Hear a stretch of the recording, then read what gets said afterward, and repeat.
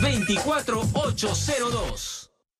Aldo Mariátegui te explica en Capital, claro y sencillo. Regresamos aquí con Bolívar. ¿Qué pasó en el Perú?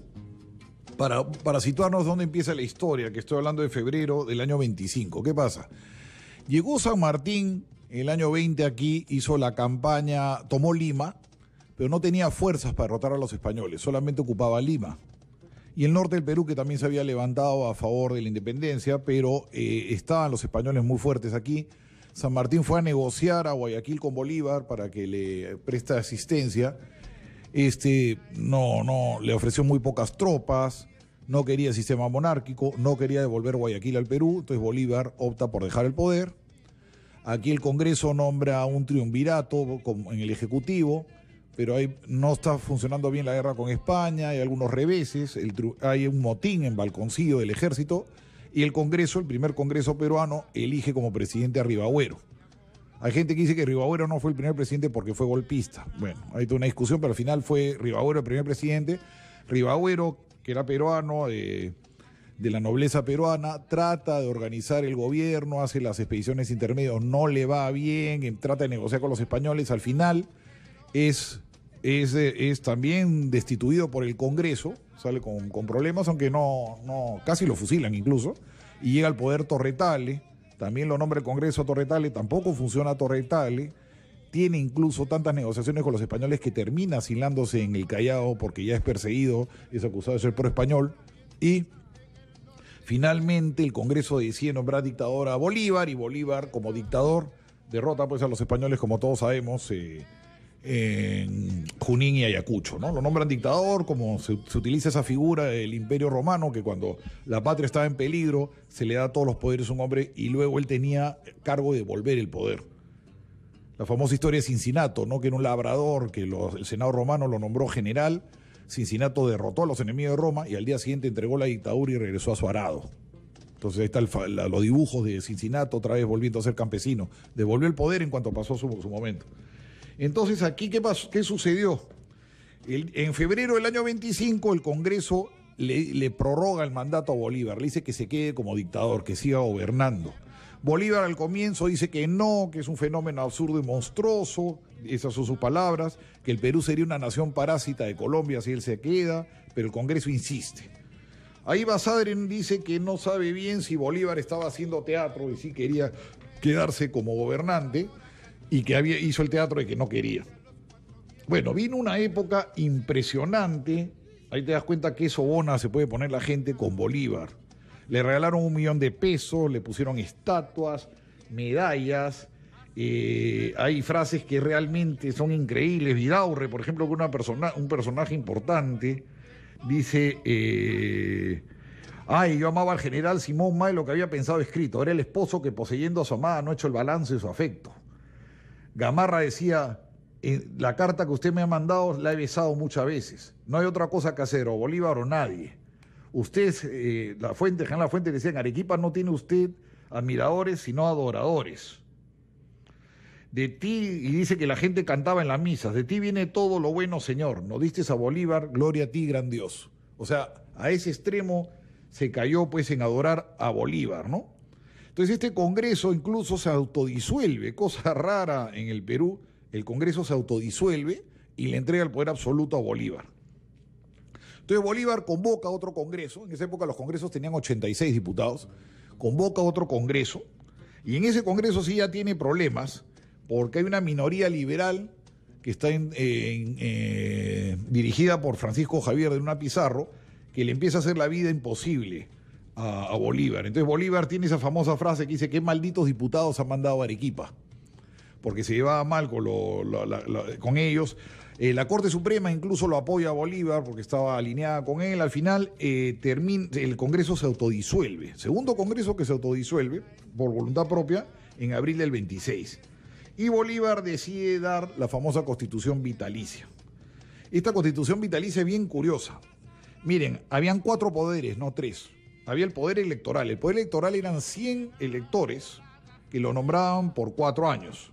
Estos 100 electores elegían al poder legislativo. No lo elegía la gente, sino estas 100 personas.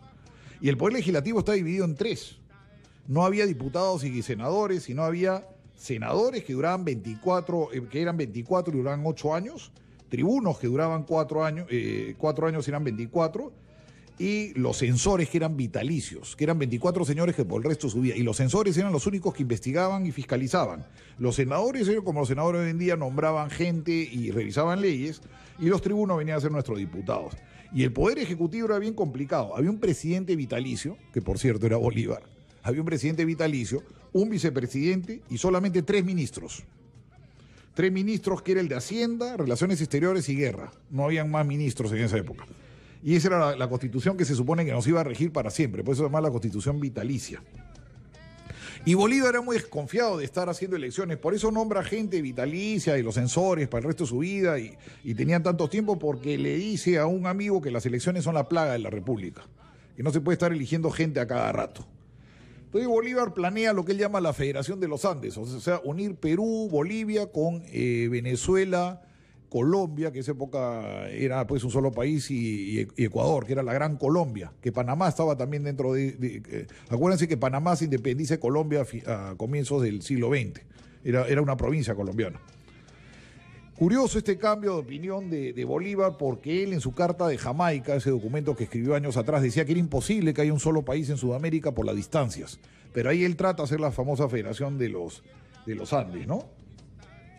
Ahora, Bolívar no tenía una buena opinión de nosotros, ¿sabes? Por ejemplo, Hiram Paulding, un marino inglés, dice que almorzando con Bolívar le dijo en Huaraz: Bolívar condenó a los peruanos en términos generales. Me dijo que eran unos cobardes, que como pueblo no tenían virtudes varoniles.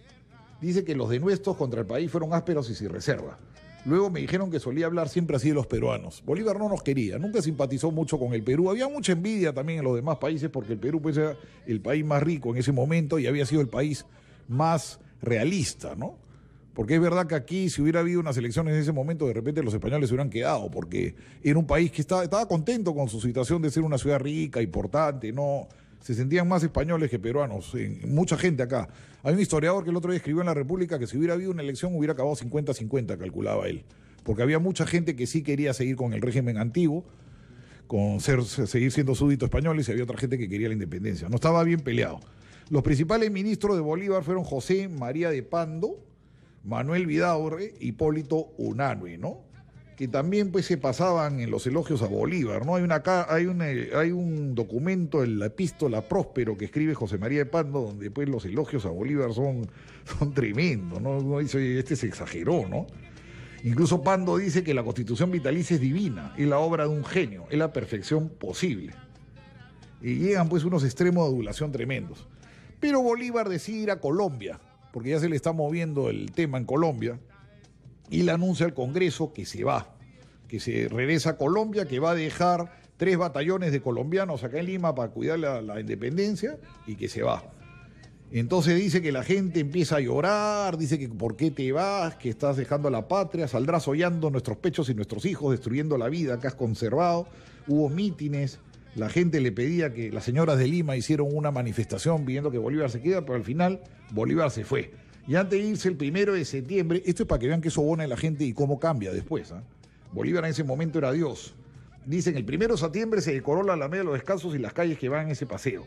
El centro de la Alameda de los Descalzos parecía un salón.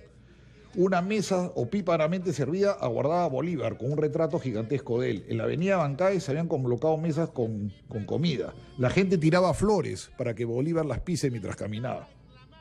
Bueno, Bolívar se va y sucede lo que siempre pasa en el Perú. Apenas se va, ya todo el mundo empieza a rajar de él, todo el mundo empieza a hablar de mal de él, empiezan a decir que es un dictador, que es un sinvergüenza, porque después que hace una semana antes le tiraban flores y le decían que era Dios y que era perfecto, en cuanto se fue empezaron a decir de todo contra Bolívar, que Bolívar era esto, que Bolívar era el otro. Bolívar deja el presidente provisorio, no es presidente en realidad, porque no lo tenemos como presidente en ese momento, a Santa Cruz. Entonces, se jura la Constitución vitalicia, pero ya empieza a haber un montón de protestas. Dice que en la jura que fue el 9 de diciembre del 26 fue muy poca gente. Entonces, como la gente no aplaudía, los ministros empezaron a tirar monedas para que la gente aplauda. Entonces la gente cuando tiraba monedas empezó así a gritar viva la Constitución, y de repente empezaron a burlarse y la masa empezó a gritar viva la plata, mientras los ministros tiraban las monedas, que se supone que estaban tirando las monedas para que los aplaudan, pues nadie aplaudía, había muy poca gente. Eso cuenta Basadre aquí en Historia de la República. Entonces, esta Constitución no dura nada, se abole en febrero y los colombianos se rebelan, los colombianos se rebelan, dicen que se quieren ir, que no les pagan. Incluso empieza pues a haber un antibolivarianismo y el José Joaquín de la Riva, un poeta peruano, escribe pues esa famosa décima que dice: cuando de España las trabas, en Ayacucho rompimos, otra cosa más no hicimos que cambiar moco por baba. Nuestras provincias esclavas quedaron de otra nación, mudamos de condición, pero solo fue pasando del poder de don Fernando al poder de don Simón. O sea que el rey de España, Fernando, había sido reemplazado por Bolívar. Bueno, se rebelan los soldados colombianos, hay un golpe de Estado, regresa un Congreso y el Congreso convoca elecciones y por 58 votos gana Lamar contra 29 votos de Santa Cruz, y Lamar es nuestro primer presidente, que lamentablemente, según Basadre, debió ser Santa Cruz, que era más capaz. Y así se acaba, 1.250.000 habitantes tenía el Perú en ese momento, así se acaba el gobierno de Bolívar. Para que ustedes vean. Y bueno, Lamar ya vendría pues las famosas guerras con la Gran Colombia. Tuvimos una guerra con Colombia inmediatamente, a pesar de que Lamar era de origen ecuatoriano. El primer presidente constitucional le llaman a Lamar. Entonces así acabó, como les he contado hoy día, el gobierno de Bolívar en el Perú, y para que vean cómo en nuestra patria se endiosa a la gente y en cuanto se ausenta, ya empiezan pues el poder de don Simón, como le dijeron, que iba a ser rey en lugar de don Fernando, que era el rey Fernando VII. Y esta es la lección de hoy día. Me gusta buscar temas pues que no se suelen comentar mucho. Así fue el gobierno de Bolívar en el Perú, el fin de la dictadura bolivariana.